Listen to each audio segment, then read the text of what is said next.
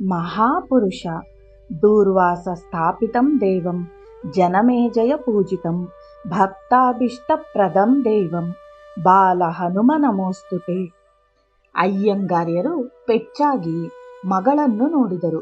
ಇಂದ್ರ ಹತ್ತಿರ ಬಂದು ಆತ್ಮೀಯವಾಗಿ ಅವರ ಕೈಗಳನ್ನು ಹಿಡಿದುಕೊಂಡು, ಮಾವಯ್ಯ ಬನ್ನಿ, ನೀವು ಒಂದು ಗಳಿಗೆ ಮಲ್ಕೊಳ್ಳಿ, ಬೆಳಗ್ಗಿನಿಂದ ಕೂತೇ ಇದ್ದೀರ, ನಾನು ಹೋಗಿ ಉಪಾಯವಾಗಿ ಡಾಕ್ಟ್ರ ಒಪ್ಪಿಗೆ ಪಡೆದು ಬರ್ತೀನಿ ಅಂತ ಬಲವಂತವಾಗಿ ತಂದೆಯವರನ್ನು ಮಲಗಿಸಿ ವಾರ್ಡಿನಿಂದ ಹೊರಬಂದಳು. ಇಂದ್ರಳಿಗೆ ತಂದೆಯವರನ್ನು ಎದುರಿಸುವ ಶಕ್ತಿ ಇರಲಿಲ್ಲ.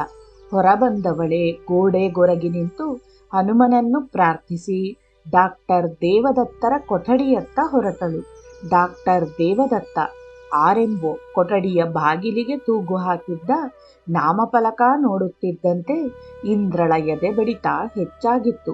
ಮಾರುತಿ ಎಂದು ಮನಸ್ಸಿನಲ್ಲೇ ಪ್ರಾರ್ಥಿಸುತ್ತಾ ದೇವದತ್ತರ ಕೊಠಡಿ ಪ್ರವೇಶಿಸಿ ಕೈ ಮುಗಿದು ನಿಂತಳು. ಏನೇನೋ ಬರೆಯುತ್ತಾ ಕುಳಿತಿದ್ದವರು ಕತ್ತೆತ್ತಿ ನೋಡಿ ನಗುತ್ತಾ ಬಾಮ್ಮ ಅಂತ ಕರೆದು ತಮ್ಮ ಎದುರಿಗಿದ್ದ ಕುರ್ಚಿ ತೋರಿಸಿ ಕುಳಿತುಕೊಳ್ಳುವಂತೆ ಸೂಚಿಸಿದರು. ಭಯದಿಂದಲೇ ಕುರ್ಚಿಯ ಹತ್ತಿರ ಬಂದು ನಿಂತ ಇಂದ್ರಳ ಮೈ ಕಂಪಿಸಲಾರಂಭಿಸಿತು.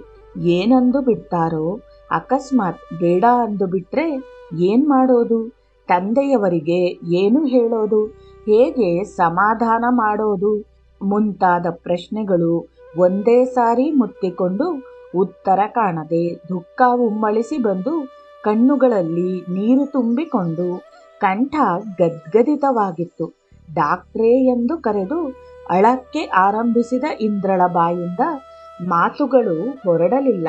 ಅಳುತ್ತಿದ್ದ ಇಂದ್ರಳನ್ನು ನೋಡಿ ಗಾಬರಿಯಾದ ಡಾಕ್ಟರ್ ದೇವದತ್ತ, ಯಾಕಮ್ಮ, ಯಾಕಳ್ತಿದೀಯಾ, ಕೂತ್ಕೋ ಅಂತ ಕೂರಿಸಿ ಕುಡಿಯಲು ನೀರು ಕೊಟ್ಟು ಸಮಾಧಾನ ಮಾಡ್ಕೊಮ್ಮ, ಯಾಕಿಷ್ಟೊಂದು ಹೆದರುಕೊಂಡಿದ್ದೀಯಾ, ನನ್ನನ್ನೇನು ಕಟುಕ ಅಂದುಕೊಂಡು ಬಿಟ್ಯಾ, ತನ್ನ ಪೇಷಂಟ್ಗಳನ್ನ ಸಂತೋಷವಾಗಿಟ್ಕೊಳ್ಳೋನೆ ನಿಜವಾದ ಡಾಕ್ಟರ್ ಅನ್ನಿಸಿಕೊಳ್ಳೋದು. ನಿನ್ನೆ ನೀನು ನಿಮ್ಮ ತಂದೆ ಮನಸ್ಸನ್ನ ಸಂತೋಷವಾಗಿ ಇಟ್ಟುಕೊಳ್ಳಕ್ಕೆ ಹೇಗೆ ಪ್ರಯತ್ನ ಪಟ್ಟೆ ನೋಡು. ನಿಜ ಹೇಳಬೇಕು ಅಂದ್ರೆ ನೀನೇ ನಿಜವಾದ ಡಾಕ್ಟರ್. ಇಷ್ಟು ವರ್ಷ ಸರ್ವೀಸ್ ಆಗಿ ಅಧಿಕಾರದ ದರ್ಪ ದಕ್ಷತೆ ರೂಢಿಸಿಕೊಂಡೇನೆ ಹೊರತು ಆ ನಿನ್ನ ಛಾತಿ ಬರಲಿಲ್ಲ ನೋಡು. ಈಗ ವಾರ್ಡಿಗೆ ಬರೋ ಮೊದಲು ನೀನು ನಿನ್ನ ತಂದೆ ಮಾತಾಡ್ಕೋತಿದ್ದದ್ದನ್ನ ಹೊರಗೆ ನಿಂತು ಕೇಳಿಸ್ಕೊಂಡೆ. ದೇವರು ಅಂದ್ರೆ ಅದೆಷ್ಟು ಭಕ್ತಿ ನಮ್ಮ ಅವರಿಗೆ. ದೇವರು ದೇವಸ್ಥಾನದ ವಿಷಯ ಬಿಟ್ಟು ಬೇರೆ ಯಾವ ವಿಷಯನೂ ಅವರ ತಲೆಯಲ್ಲಿ ಇಲ್ಲವಲ್ಲಮ್ಮ. ಅಂಥವರ ಸದ್ಭಾವನೆಗಳನ್ನು ಚಿವುಟಿ ಹಾಕಿ ಬಿಟ್ರೆ ನಮ್ಮಂಥ ಮೂರ್ಖರು ಯಾರೂ ಇಲ್ಲ. ವೈದ್ಯ ವಿಜ್ಞಾನದ ಪ್ರಕಾರ ಮನಸ್ಸಿನಲ್ಲಿ ಮೂಡೋ ಒಳ್ಳೆಯ ಆಸೆಗಳೇ ಒಬ್ಬ ವ್ಯಕ್ತಿಯನ್ನ ಆರೋಗ್ಯಕರವಾಗಿ ಬದುಕಿರೋ ಹಾಗೆ ಮಾಡೋದು. ಆರೋಗ್ಯಕರ ಆಸೆಗಳೇ ಅವನ ಬದುಕಿನ ಪ್ರತಿ ಸೂರ್ಯೋದಯಕ್ಕೆ ನಾಂದಿ ಹಾಡೋದು. ಒಬ್ಬ ವೈದ್ಯನಾಗಿ ನಾನದನ್ನ ತಿಳ್ಕೊಳ್ದೆ ನಿರ್ದಾಕ್ಷಿಣ್ಯವಾಗಿ ವರ್ತಿಸಿಬಿಟ್ಟೆ. ಅದಕ್ಕೆ ನಾನು ನಿನ್ನೆ ಇಡೀ ದಿನ ಗುರುಗಳಿಗೆ ನನ್ನ ಮುಖ ತೋರ್ಸಕ್ಕಾಗದೆ ಒದ್ದಾಡಿಬಿಟ್ಟೆ. ಕರ್ಕೊಂಡು ಹೋಗಮ್ಮ, ಖಂಡಿತ ಕರ್ಕೊಂಡು ಹೋಗು. ಅವರು ಮನಸಾರೆ ದೇವರ ದರ್ಶನ ಮಾಡಿಕೊಂಡು ಸಂತೋಷವಾಗಿ ಬರಲಿ.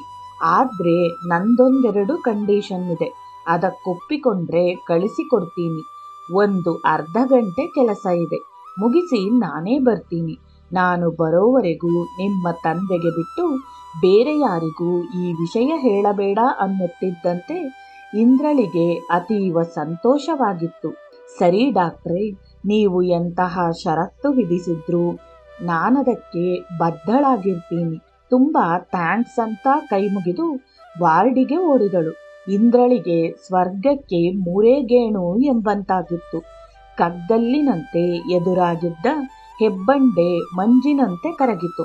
ವಾರ್ಡಿಗೆ ಬಂದವಳೆ ದೇವರ ಫೋಟೋ ಮುಂದೆ ನಿಂತು ಥ್ಯಾಂಕ್ಸ್ ಹನುಮಣ್ಣ, ಥ್ಯಾಂಕ್ಸ್ ಕಣೋ ಅನ್ನುತ್ತಾ ತಂದೆಯವರ ಹತ್ತಿರ ಬಂದು ಮುಖವನ್ನೆಲ್ಲ ಸವರಿ ಮುದ್ದು ಮಾಡಿ ಡಾಕ್ಟ್ರು ಕರ್ಕೊಂಡು ಹೋಗು ಅಂದ್ರು.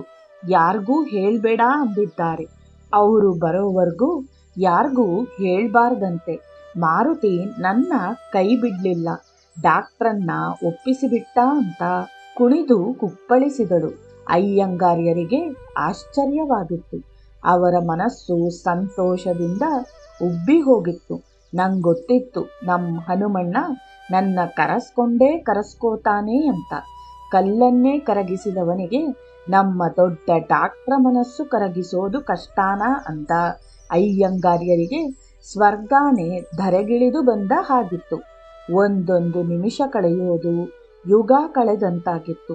20-25 ನಿಮಿಷ ಕಳೆಯುವಷ್ಟರಲ್ಲಿ ಸಾಕಾಗಿ ಚಡಪಡಿಕೆ ಹೆಚ್ಚಾಗತೊಡಗಿತು. ಇಂದ್ರ, ಟೈಮ್ ಎಷ್ಟಾಯ್ತು? ಡಾಕ್ಟ್ರಿನ್ನೂ ಬರಲೇ ಇಲ್ಲ. ನಾವು ಎಷ್ಟೊತ್ತಿಗೆ ಹೋಗೋದು ಅಂತ ಒಂದೇ ಸಮನೆ ಕೇಳಲಾರಂಭಿಸಿದ್ದರಿಂದ ಇಂದ್ರಳಿಗೂ ಬೇಸರವಾಗಿ ಕೋಪ ಬಂದಿತ್ತು. ಯಾಕೆ ಹೀಗೆ ಒಂದೇ ಸಮನೆ ಕಾಡ್ತೀರಿ? ಬರ್ತೀನಿ ಅಂದಿದ್ದಾರೆ, ಬರ್ತಾರೆ ಬಿಡಿ. ಅವರಿಗೆ ನಿಮ್ಮೊಬ್ಬರನ್ನೇ ನೋಡ್ಕೊಳ್ಳೋ ಕೆಲಸನ 108 ಕೆಲಸ ಇರುತ್ತೆ ಅಂತಾರೇಗಿ ಸುಮ್ಮನಾಗಿಸಿ ಬಿಡೋಣ ಅಂತ ತಿರುಗಿದವಳು ತಂದೆಯ ಮುದ್ದು ಮುಖವನ್ನು ನೋಡಿ ದೀರ್ಘವಾದ ನಿಟ್ಟುಸಿರು ಬಿಟ್ಟು ತಂದೆಯವರ ಕೈಗಳನ್ನು ಆತ್ಮೀಯವಾಗಿ ಹಿಡಿದುಕೊಂಡು, ನಿಮ್ಮ ಆತಂಕ ನನಗೆ ಅರ್ಥ ಆಗುತ್ತೆ ಮಾವಯ್ಯ. ಡಾಕ್ಟ್ರೇ ಕಳ್ಸಕ್ಕೆ ಒಪ್ಕೊಂಡು ನಾನೇ ಬರ್ತೀನಿ ಅಂದಿದ್ದಾರೆ. ಬರ್ತಾರೆ. ಅವರು ಈ ಆಸ್ಪತ್ರೆಗೆ ದೊಡ್ಡ ಡಾಕ್ಟ್ರಲ್ವಾ. ಎಲ್ಲ ಕಡೆ ಹೋಗಿ ಏನೇನಾಗಿದೆ, ಯಾರ್ಯಾರು ಹೇಗೇಗಿದ್ದಾರೆ ಅಂತ ನೋಡಬೇಕಲ್ವಾ ಅನ್ನುತ್ತಿದ್ದಂತೆ, ಹೌದು ಕಣೇ ಇಂದ್ರ, ಪಾಪ ಅವರಿಗೆ ತುಂಬ ಕೆಲಸ, ಎಲ್ಲ ಕಡೆ ಒಬ್ಬರೇ ಹೋಗಬೇಕು. ಅವರು ನನ್ನ BP ನೋಡೇ ಕಳಿಸೋದು ಅಂತ ಹೇಳಿ ರಾಮ ತಾರಕ ಮಂತ್ರ ಪಠಿಸ್ತಾ ಕಣ್ಮುಚ್ಚಿದರು. ಇಂದ್ರ ಹೊರಡಲು ಬೇಕಾದ ಹಾಲು, ಗಂಜಿ, ನೀರು, ಪುಟ್ಟ ಟವಲ್ ಎಲ್ಲವನ್ನು ಒಂದು ಬುಟ್ಟಿಯಲ್ಲಿಟ್ಟುಕೊಂಡಳು. ಇನ್ನೂ 10 ನಿಮಿಷವೂ ಆಗಿರಲಿಲ್ಲ. ಇಂದ್ರ ಎಂದ ತಂದೆಯ ಕಡೆ ನೋಡಿದವಳೆ, ಇನ್ನು ಇವರನ್ನ ಹಿಡಿಯೋದು ಕಷ್ಟ ಅನ್ಸಿ, ಮಾವಯ್ಯ ಯಾಕೋ ಡಾಕ್ಟ್ರಿನ್ನೂ ಬರಲೇ ಇಲ್ಲ, ನೋಡ್ಕೊಂಡು ಬರ್ತೀನಿ ಅಂತ ಹೇಳಿ ಮೆಲ್ಲಗೆ ವಾರ್ಡಿನ ಹೊರಗೆ ಬಂದಳು. ಡಾಕ್ಟರ್ ದೇವದತ್ತರಿಗೊಮ್ಮೆ ಮುಖ ತೋರಿಸುವ ಮನಸ್ಸಾಗಿ ಕೊಠಡಿಯಲ್ಲಿ ಅವರಿಲ್ಲದ್ದನ್ನು ಕಂಡು ಅಲ್ಲೇ ಹೊರಗಿದ್ದ ಕುರ್ಚಿಯ ಮೇಲೆ ಕುಳಿತಳು. 4-5 ನಿಮಿಷಗಳಾಗಿರಬಹುದು. ಅಪ್ಪ ಒಬ್ಬರೇ ಇದ್ದಾರೆ. ಈಗಿರೋ ಮನಸ್ಥಿತಿಯಲ್ಲಿ ಅವರೊಬ್ಬರೇ ಹೊರಟು ಬಿಡ್ತಾರೆ ಅನ್ನಿಸಿ ಗಾಬರಿಯಾಗಿ ವಾರ್ಡಿಗೆ ಓಡಿ ಬಂದವಳು ತಂದೆಯವರು ನೆಮ್ಮದಿಯಾಗಿ ಮಲಗಿರೋದನ್ನ ನೋಡಿ ನಿಟ್ಟುಸಿರು ಬಿಟ್ಟು ಹೊರಬಂದು ದೇವದತ್ತರ ದಾರಿ ಕಾಯ್ತಾ ನಿಂತಳು. ಕೊನೆಗೂ ಆ ಸಂತಸದ ಕ್ಷಣ ಬಂದಿತ್ತು. ನಗುತ್ತಾ ಬಂದ ಡಾಕ್ಟರ್ ದೇವದತ್ತ, ಏನಮ್ಮ ಬಾಗ್ಲಲ್ಲೇ ಕಾಯ್ತಾ ನಿಂತು ಬಿಟ್ಟಿದ್ದೀಯಾ? ಗುರುಗಳಿಗಿಂತ ನಿಂಗೆ ರಥ ನೋಡೋ ಆಸೆ ಇದ್ದ ಹಾಗಿದೆ ಎನ್ನುತ್ತಾ ವಾರ್ಡಿನೊಳಗೆ ಬಂದು ಸ್ಟೆಥಾಸ್ಕೋಪನ್ನು ಗುರುಗಳ ಎದೆಯ ಮೇಲೆಲ್ಲ ಆಡಿಸಿ ನಾಡಿ ಹಿಡಿದು ನೋಡಿ, ಗುಡ್, 2 ಟೆಸ್ಟ್ ಸರಿಯಾಗಿದೆ. ಇನ್ನು BP 1 ಸರಿಯಾಗಿದ್ದು ಬಿಟ್ರೆ ಗುರುಗಳನ್ನ ಕರ್ಕೊಂಡು ಹೋಗೋಕ್ಕೆ ಪರ್ಮಿಷನ್ ಕೊಟ್ಟು ಬಿಡ್ತೀನಿ ಅಂತ ಪರೀಕ್ಷಿಸಲಾರಂಭಿಸಿದರು. ಕೈಗಳು ರಬ್ಬರ್ ಚೆಂಡನ್ನು ಒತ್ತುತ್ತಿದ್ದರು, ಕಣ್ಣುಗಳು ಮಾತ್ರ ಗುರುಗಳ ಮುಖವನ್ನೇ ನೋಡುತ್ತಿದ್ದವು. ನಿರ್ವಿಕಾರ ಭಾವದಿಂದ ಕಣ್ಮುಚ್ಚಿ ರಾಮನಾಮ ಪಠಿಸುತ್ತಾ ಮಲಗಿದ್ದ ಗುರುಗಳ ಮುಖ ನೋಡಿ ನಸುನಕ್ಕ ದೇವದತ್ತರು ತಮ್ಮ ಕರ್ತವ್ಯ ಮುಗಿಯುತ್ತೆಂಬಂತೆ ತೋಳಿನ ಚೀಲದಲ್ಲಿ ತುಂಬಿದ್ದ ಗಾಳಿಯನ್ನು ನಿಧಾನವಾಗಿ ಬಿಟ್ಟು, ಓಕೆ, ಎಲ್ಲ ನಾರ್ಮಲ್ ಆಗಿದೆ, ಗುರುಗಳು ದೇವರ ದರ್ಶನಕ್ಕೆ ಹೋಗಬಹುದು ಅನ್ನುತ್ತಿದ್ದಂತೆ ಕಣ್ಬಿಟ್ಟ ಅಯ್ಯಂಗಾರ್ಯರ ಮುಖದಲ್ಲಿ ಮಂದಹಾಸ ತುಂಬಿತ್ತು. ಕಣ್ಣುಗಳಲ್ಲಿ ಆನಂದ ಬಾಷ್ಪ. ಕೃತಜ್ಞತಾ ಸೂಚಕವಾಗಿ ಕೈಮುಗಿದು ಗುರುಗಳ ಕೈಗಳನ್ನು ಹಿಡಿದುಕೊಂಡ ದೇವದತ್ತರು ಕೈಗಳನ್ನು ತಮ್ಮ ಕಣ್ಣುಗಳಿಗೊತ್ತಿಕೊಂಡು ಸಂತೋಷಾನ ಗುರುಗಳೇ ಅನ್ನುವಷ್ಟರಲ್ಲಿ ಅವರ ಕಣ್ಣುಗಳಲ್ಲೂ ನೀರು ತುಂಬಿಕೊಂಡಿತ್ತು. ಕಣ್ಣೊರೆಸಿಕೊಂಡವರೇ ಜೊತೆಯಲ್ಲಿದ್ದ ಡ್ಯೂಟಿ ಡಾಕ್ಟರಿಗೆ, ಮಂಜುನಾಥ್, ಗುರುಗಳನ್ನು ಕಳಿಸಿಕೊಡೋ ವ್ಯವಸ್ಥೆ ಮಾಡ್ರಿ, ಸಿಸ್ಟರ್ ಲಕ್ಷ್ಮೀನ ಜೊತೆಯಲ್ಲಿ ಕಳಿಸಿ ತುಂಬ ಕೇರ್ಫುಲ್ಲಾಗಿ ಇರಕ್ಕೆ ಹೇಳಿ, ಬೇಗ ಹೋಗಿ ಬಂದು ಬಿಡ್ತಾರೆ, ಎಲ್ಲ ಆಫ್ ದಿ ರೆಕಾರ್ಡ್ ಓಕೆ ಅಂದವರೇ ಇಂದ್ರಳನ್ನ ಕರೆದು, ನೋಡಮ್ಮ, ರಥ 10:40ಕ್ಕೆ ದೇವಸ್ಥಾನದಿಂದ ಹೊರಟಿದೆ. ಈಗ ಅದು ರಾಮಯ್ಯ ಶೆಟ್ಟಿ ಪಾರ್ಕಿನ ಹತ್ತಿರ ಇದೆ. ರಥ ಶಿವಪ್ಪನಾಯಕ ಸರ್ಕಲ್ಲಿಗೆ ಬರಕ್ಕೆ ಇನ್ನು 1.5 ಗಂಟೆ ಕಾಲ ಬೇಕು. ಈಗ ಟೈಮ್ 12:30.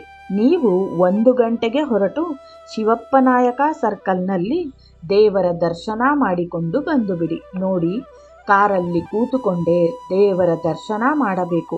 ಕೆಳಗಿಳಿದರೆ ಜನ ಮುತ್ತಿಕೊಂಡು ಬಿಡಬಹುದು. ತಳ್ಳಾಟದಿಂದ ಗುರುಗಳಿಗೆ ತೊಂದರೆ ಆಗತ್ತೆ.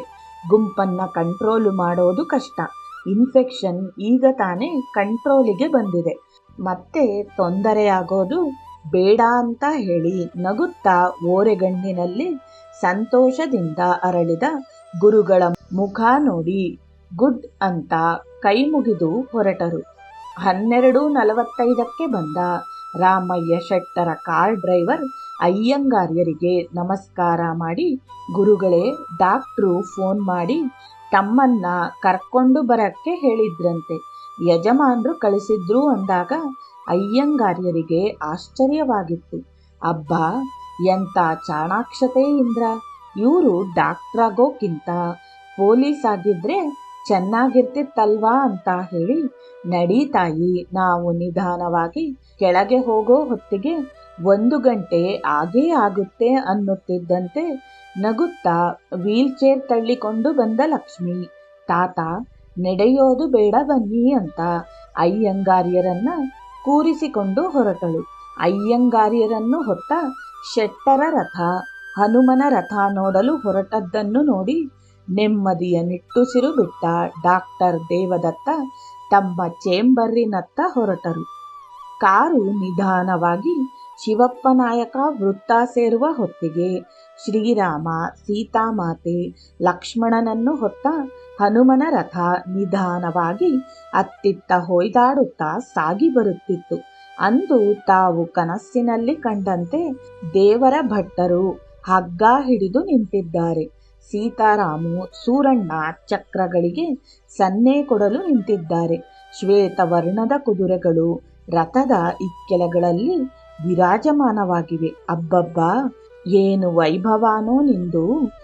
ಧನ್ಯನಾದೆ ತಂದೆ ಎನ್ನುತ್ತಾ ಕೈಗಳನ್ನೆತ್ತಿ ಮುಗಿದು ತದೇಕ ಚಿತ್ತರಾಗಿ ರಥವನ್ನೇ ನೋಡುತ್ತಾ ಕುಳಿತು ಬಿಟ್ಟರು. ನಿಧಾನವಾಗಿ ಅತ್ತಿತ್ತ ಹೊಯ್ದಾಡುತ್ತಾ ಬಂದ ರಥ ಅಯ್ಯಂಗಾರ್ಯರಿಂದ ಸುಮಾರು 150 ಅಡಿಗಳ ದೂರದಲ್ಲಿ ಬಂದು ನಿಂತಿತ್ತು. ಅಲ್ಲಿದ್ದ ರಥ ಮರಳಿ ದೇವಾಲಯದತ್ತ ಹೊರಡುವ ಪ್ರಕ್ರಿಯೆ ಪ್ರಾರಂಭವಾಗುತ್ತದೆ. ಇಂದ್ರ ಹೋಗಿ ಹೂಪ್ರಸಾದ ತೆಗೆದುಕೊಂಡು ಬಂದು ಕೊಟ್ಟಳು. ಮಗ ನರಸಿಂಹಮೂರ್ತಿ ಹನುಮನಿಗೆ ಹಾಕಿದ್ದ ಒಂದು ಹೂಮಾಲೆಯನ್ನು ತಂದೆಯ ಕೊರಳಿಗೆ ಹಾಕಿ ಹನುಮನ ಪರಮಾಪ್ತ ಭಕ್ತನಿಗೆ ಮರ್ಯಾದೆ ಸಮರ್ಪಿಸಿದ. ಸೀತಾರಾಮು, ಸೂರಣ್ಣ, ದೇವರ ಭಟ್ಟರು ಗುಟ್ಟಾಗಿ ಬಂದು ಅಯ್ಯಂಗಾರ್ಯರಿಗೆ ನಮಸ್ಕರಿಸಿ ಹೋಗಿದ್ದು ಗುಟ್ಟಾಗೇನೂ ಉಳಿಯಲಿಲ್ಲ. ಭಕ್ತರು ಕಾರಿನ ಸುತ್ತ ತುಂಬಿಕೊಳ್ಳಲಾರಂಭಿಸಿದರು. ರಥೋತ್ಸವದ ವೈಭವವನ್ನು ಕಣ್ತುಂಬಿಕೊಂಡಿದ್ದ ಅಯ್ಯಂಗಾರ್ಯರ ಕಣ್ಣುಗಳಲ್ಲಿ ಆನಂದ ಬಾಷ್ಪ ತುಂಬಿಕೊಂಡಿತ್ತು. ತಾತ, ಹೊರಡೋಣ, ಬಂದು ತುಂಬಾ ಹೊತ್ತಾಯ್ತು, ಲೇಟಾದ್ರೆ ಡಾಕ್ಟ್ರು ಬೈತಾರೆ ಅಂತ ಲಕ್ಷ್ಮಿಗೆ ಕೈ ಮುಗಿದು ಅಯ್ಯಂಗಾರ್ಯರು, ಅಮ್ಮ ಲಕ್ಷ್ಮಿ, ನೀನು ನನ್ನ ಪಾಲಿನ ಭಾಗ್ಯಲಕ್ಷ್ಮಿಮ್ಮ, ಇಷ್ಟು ದೂರ ಕರ್ಕೊಂಡು ಬಂದಿದ್ದೀಯ. ಇನ್ನೊಂದು ಹೆಜ್ಜೆ ದೇವಸ್ಥಾನದ ಹತ್ರ ಹೋಗಿ ಬಂದು ಬಿಡೋಣ. ನನ್ನ ರಾಮ ಸೀತೆನ ನೋಡಿ ತಿಂಗಳಾಗೋಯ್ತು. ಬೇಡ ಅನ್ಬೇಡ ತಾಯಿ ಅಂದಾಗ ಲಕ್ಷ್ಮಿಗೂ ಕಣ್ತುಂಬಿ ಬಂದಿತ್ತು.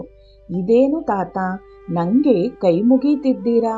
ಡಾಕ್ಟ್ರಿಗೆ ಗೊತ್ತಾದ್ರೆ ನನ್ನ ಕೆಲಸದಿಂದಾನೇ ತೆಗೆದು ಬಿಡ್ತಾರೆ ಅಂತ ಅಳಲು ಪ್ರಾರಂಭಿಸಿದ ಲಕ್ಷ್ಮಿಯನ್ನು ಸಮಾಧಾನ ಪಡಿಸೋದೇ ಇಂದ್ರಳಿಗೆ ಕಷ್ಟವಾಗಿ ಬಿಡ್ತು. ಆಸ್ಪತ್ರೆಯಲ್ಲಿ ಇಂಜೆಕ್ಷನ್ ಕೊಡ್ತೀನಿ ತಾತ, ಒಂದು ಸಣ್ಣ ಇಂಜೆಕ್ಷನ್ ನೋಡಿ, ನಿಮ್ಗೋಸ್ಕರ ಪುಟ್ಟ ಸೂಜಿ ಹಾಕೊಂಡು ಬಂದಿದ್ದೀನಿ ಅಂತ ಹೇಳಿ ಸೂಕ್ಷ್ಮವಾಗಿ ಚುಚ್ಚಿ, ನೋವಾಯ್ತಾ ತಾತ? ಇಲ್ಲ ಅಲ್ವಾ ಅಂತ ಕೇಳ್ತಿದ್ದ ಲಕ್ಷ್ಮಿ ಅಯ್ಯಂಗಾರ್ಯರ ಮನಸ್ಸಿಗೆ ನೋವು ಮಾಡೋಕ್ಕೆ ಸಾಧ್ಯನಾ? ತಾತ, ಲೇಟ್ ಮಾಡಬೇಡಿ, ಬೇಗ ಬಂದು ಬಿಡಬೇಕು ಅನ್ನುತ್ತಿದ್ದಂತೆ ಕಾರು ದೇವಾಲಯದತ್ತ ತಿರುಗಿತ್ತು.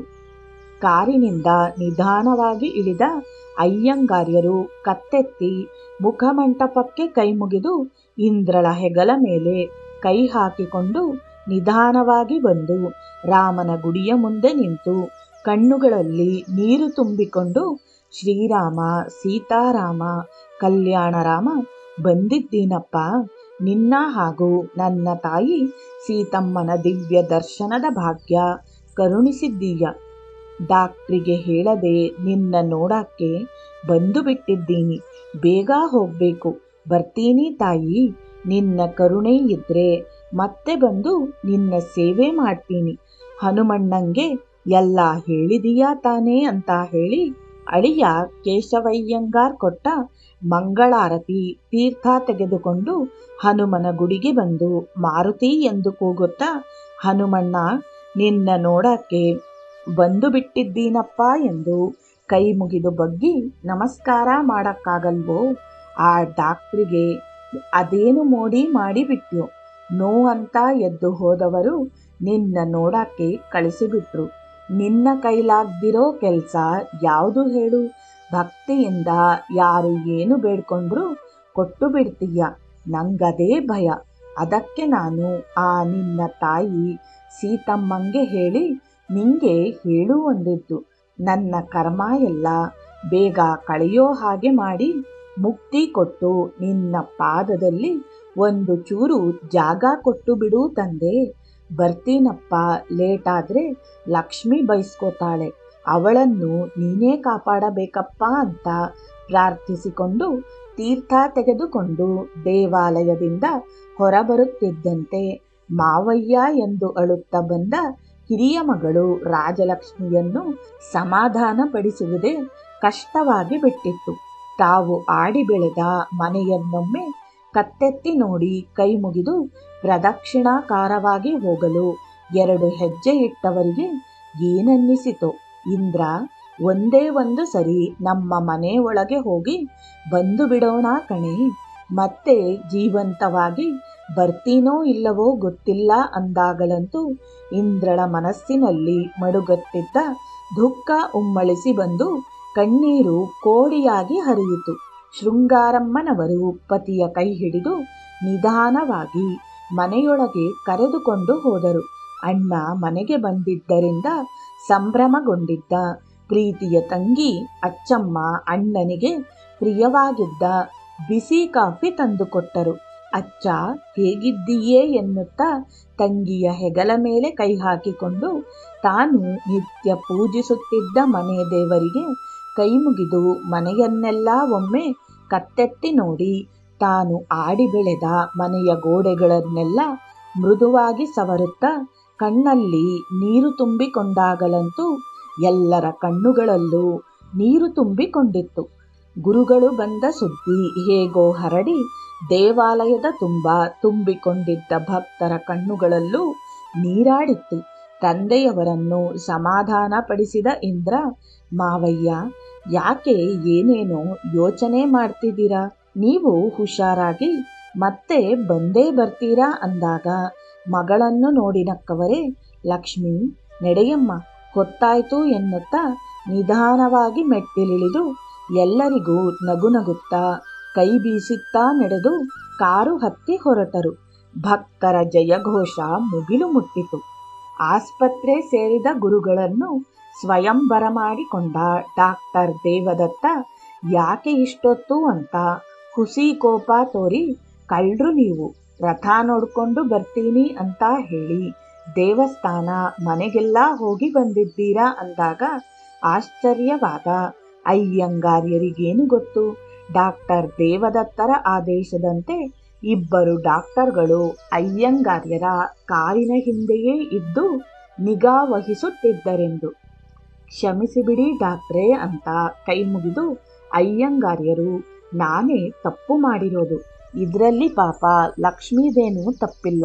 ಅವಳನ್ನ ಮಾತ್ರ ಬೈಬೇಡಿ. ಆನಂದವಾಗಿ ದೇವರ ದರ್ಶನ ಮಾಡಿಕೊಂಡು ಬಂದಿದ್ದೀನಿ.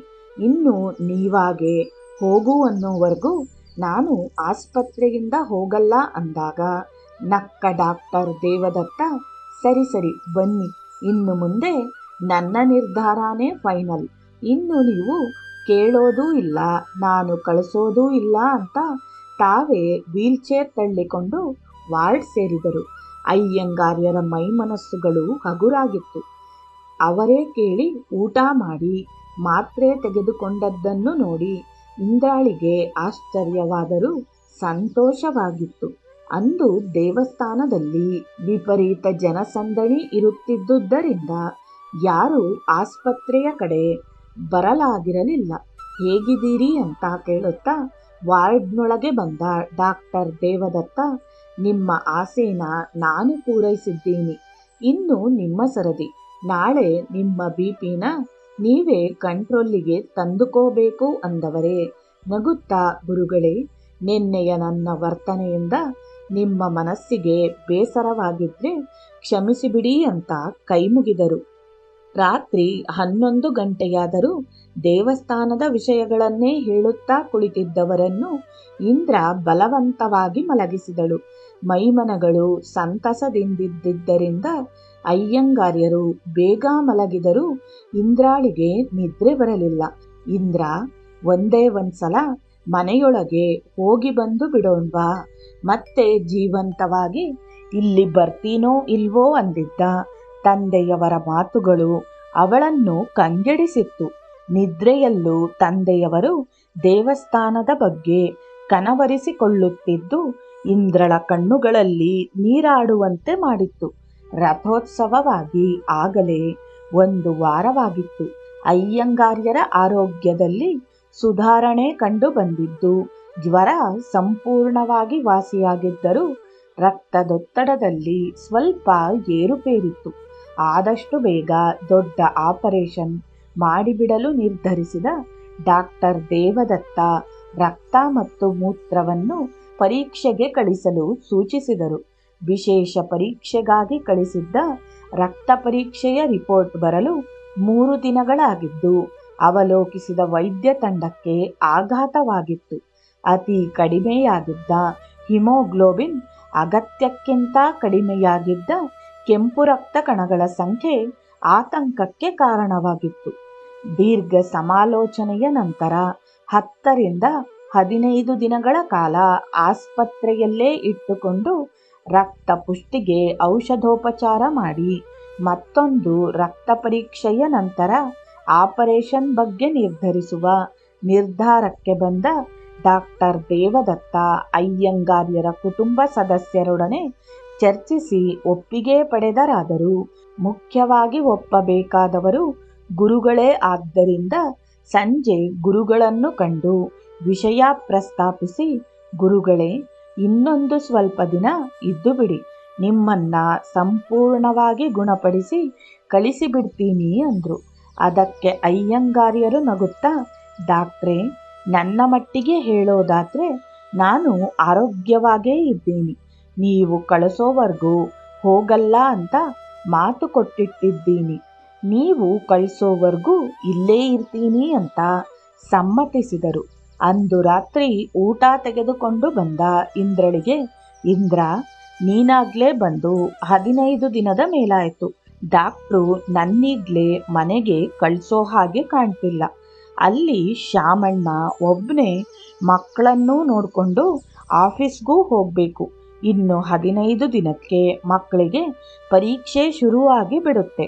ಪರೀಕ್ಷೆ ಆದ ಮೇಲೆ ಬೇಸಿಗೆ ರಜಕ್ಕೆ ಮಕ್ಕಳನ್ನೂ ಕರ್ಕೊಂಡು ಬಂದು ತಿಂಗಳು ಇದ್ದು ಹೋಗ್ತೀಯಂತೆ ಅಂತ ಹೇಳಿ ಬಲವಂತವಾಗಿ ಮಗ ರಂಗನಾಥನ ಜೊತೆ ಬೆಂಗಳೂರಿಗೆ ಕಳಿಸಿದರು. ದೈಹಿಕವಾಗಿ ಇಂದ್ರ ಬೆಂಗಳೂರು ಸೇರಿದ್ದರೂ ಮನಸ್ಸು ಮಾತ್ರ ಶಿವಮೊಗ್ಗೆಯಲ್ಲೇ ಇತ್ತು. ರಂಗ ಮಾವಯ್ಯನ್ನ ಬೆಂಗಳೂರಿಗೆ ಕರ್ಕೊಂಡು ಬಂದು ಬಿಡು, ಇಲ್ಲಿ ದೊಡ್ಡ ಆಸ್ಪತ್ರೆ ಇದೆ, ಮಾರ್ಥಾಸ್ಗೋ ಸೆಂಟ್ ಜಾನ್ಸ್ಗೋ ಸೇರ್ಸೋಣ.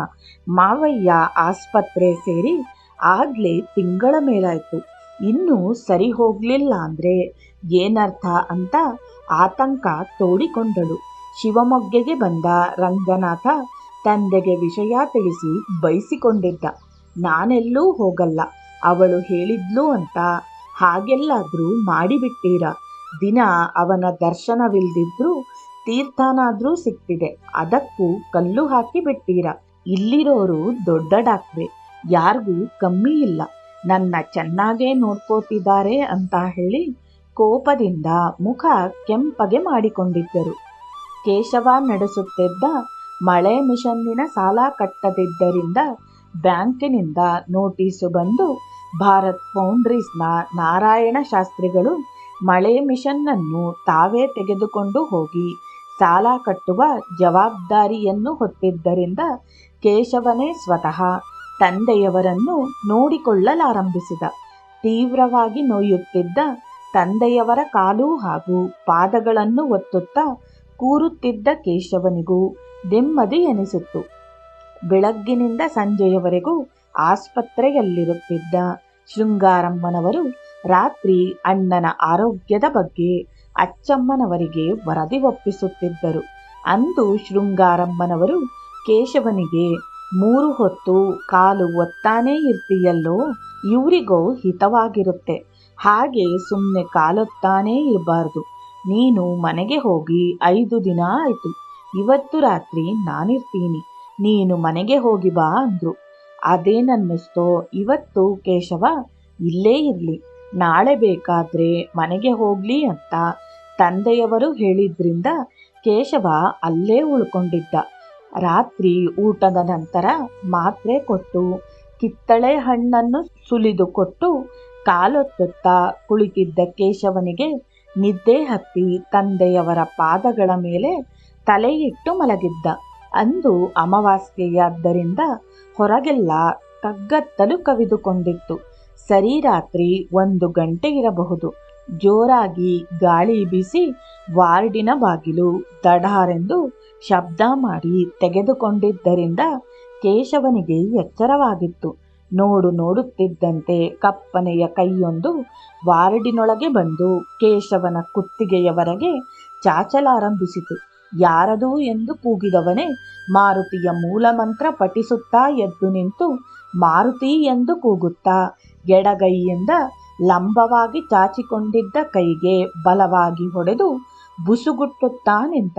ಹೊಡೆತದ ರಭಸಕ್ಕೆ ಒಳಗೆ ಬಂದಿದ್ದ ಕೈ ಎದುರು ವಾರ್ಡಿನ ಬಾಗಿಲಿಗೆ ಬಡಿದು ವಾರ್ಡಿನೊಳಗಿಂದ ಹೆಣ್ಣು ಧ್ವನಿಯೊಂದು ಆರ್ತವಾಗಿ ಕೂಗಿಕೊಂಡಿತ್ತು.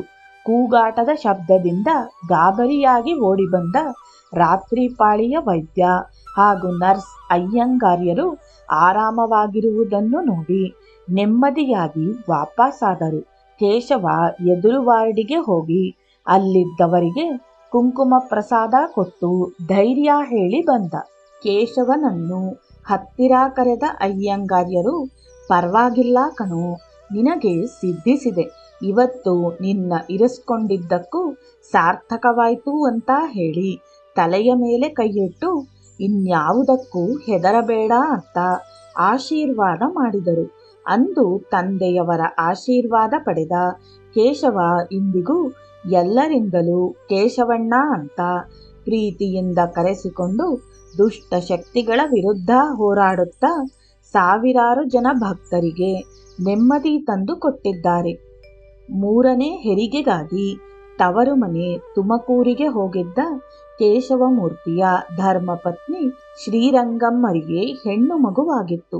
ಹೆಣ್ಣು ಮಗುವಾಗಿದೆ, ಮಗು ಬಾಣಂತಿ ಕ್ಷೇಮವಾಗಿದ್ದಾರೆ ಎಂದು ಬಂದಿದ್ದ ಟೆಲಿಗ್ರಾಮ್ ಹಿಡಿದು ಆಸ್ಪತ್ರೆಗೆ ಬಂದ ಕೇಶವ, ಮಾವಯ್ಯ 3ನೇದು ಹೆಣ್ಣಂತೆ ಅಂತ ಅಸಮಾಧಾನ ವ್ಯಕ್ತಪಡಿಸಿದ್ದ.